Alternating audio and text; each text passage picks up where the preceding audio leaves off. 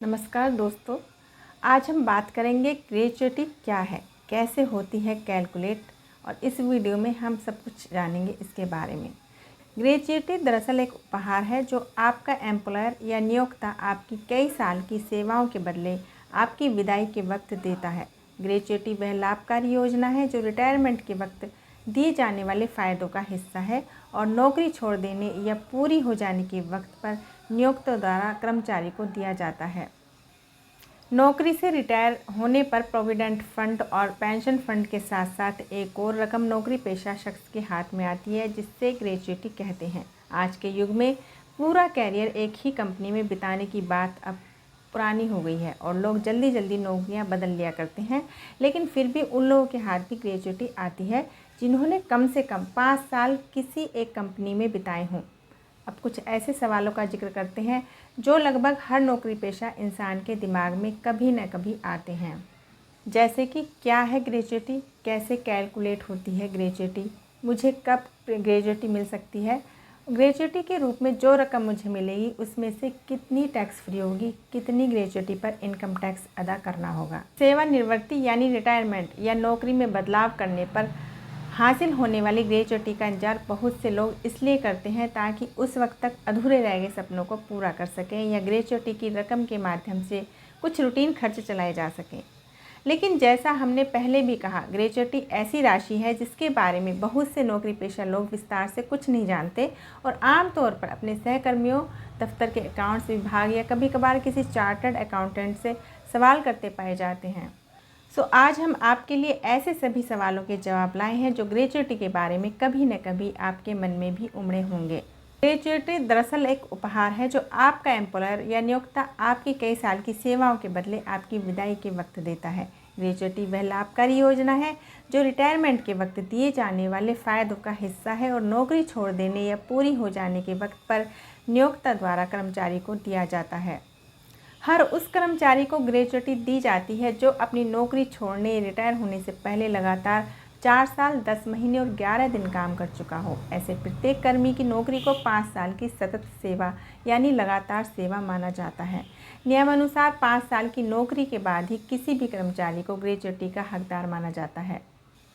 याद रखें, अगर आपको साल 2 साल में जल्दी नौकरियां बदलने की आदत है तो ग्रेच्युटी की रकम कभी भी आपके हाथ नहीं आएगी।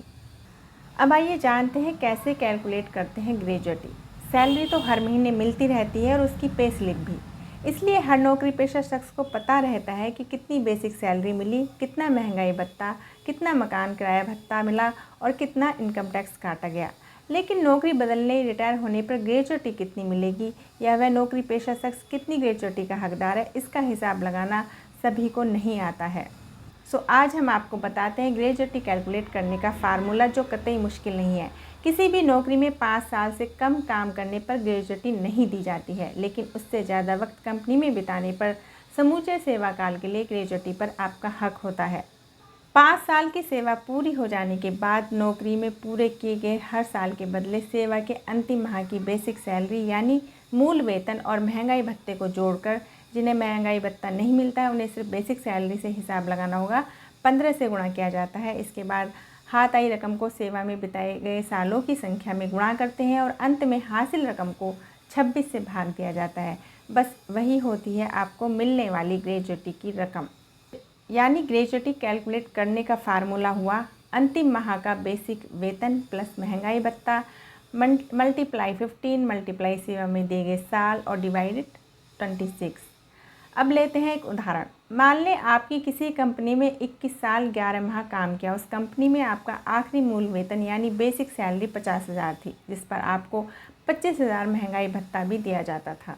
अब समझें, इस मामले में आपकी नौकरी की अवधि 22 साल गिनी जाएगी। अब आप 50,000 और 25,000 की रकमों को आपस में जोड़ लेंगे और अब आपके सामने 75,000 की रकम आएगी जिसे 15 से गुणा करना होगा। अब आपके सामने 11,25,000 दिखाई देंगे। अब इस राशि को सेवा के कुल सालों यानी 22 से गुणा करेंगे। इसके बाद जो रकम आपके सामने होगी वह है 2,47,50,000 रुपये, जिसे फार्मूले के अंतिम चरण के तौर पर 26 से भाग देना होगा।